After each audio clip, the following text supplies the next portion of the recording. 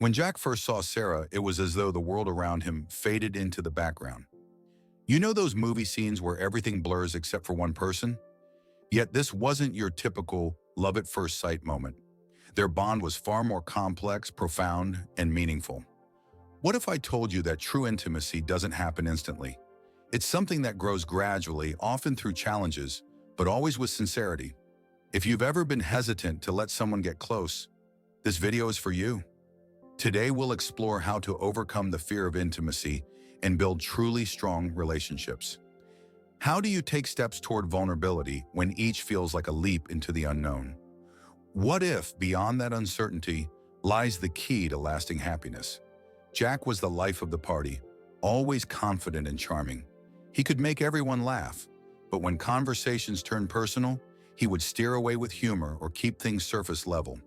It was his way of protecting himself, a shield he'd carried for years.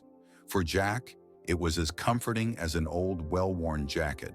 Sarah, in contrast, was open and sincere.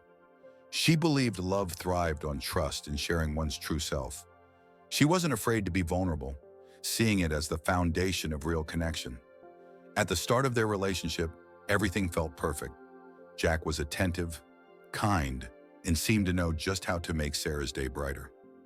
Their dates were filled with laughter and easy conversations. They talked about a wide range of topics, or so it seemed. Sarah loved hearing about Jack's childhood adventures, his dreams, and his weekend plans. He brought so much joy into her life, but over time she noticed he avoided deeper subjects, his fears, long-term goals, or emotions.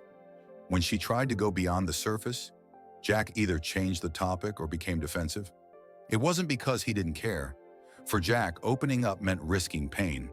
Pain from past wounds and the fear of losing control. Sarah began to notice how his demeanor shifted when things became serious. His eyes would lose their sparkle, and his smile would tighten. Sometimes he withdrew, other times he simply left the room. One evening, while watching a movie together, Sarah turned to him and asked, "Have you ever thought about your future?" Jack hesitated, his fingers nervously drumming against the cushion. "I'm not sure. I just try to focus on the present," he said, avoiding her gaze. Her heart ached. It felt like an invisible wall had risen between them. After yet another failed attempt to connect, Sarah finally said, "Jack, I feel like you're here physically, but distant emotionally. I want us to have something real, but I can't build that with someone who keeps parts of themselves hidden. I need to see all of you, not just the happy parts." Her words struck Jack deeply. He didn't want to lose her, but fear, his constant companion, whispered, "If you let her in, you'll get hurt." That fear had protected him for so long, keeping out pain but also blocking joy. It reminded him of every time his trust had been broken. We all build walls around our hearts thinking they'll protect us. We fear vulnerability because rejection feels unbearable. But without vulnerability, true intimacy is impossible. The walls we construct don't just shield us from pain, they isolate us, locking love out. That night, Jack lay awake, haunted by memories. He remembered sharing his dreams with a childhood friend, only to be laughed at. He recalled opening up to his first love, who betrayed him. Those wounds still hurt, no matter how much time had passed. Each memory felt like a splinter lodged in his heart.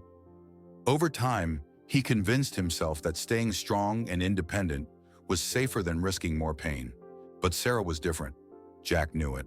She didn't expect perfection from him, and he realized that if he didn't take a chance, he'd lose her forever. The next day, instead of his usual cheerful greeting, he looked at her and said, "I'm scared. Scared to say this, but even more scared to lose you. I'm tired of hiding. I want to be honest with you." Sarah listened intently, her gaze warm and full of understanding. Jack shared his fears, past hurts, and how exhausting it was to hide his true self for fear of being judged. To his relief, Sarah didn't back away. She wrapped him in a hug and said, "Now I see the real you, and I love you even more because of it. Your vulnerability is what makes you human, and that's what matters most."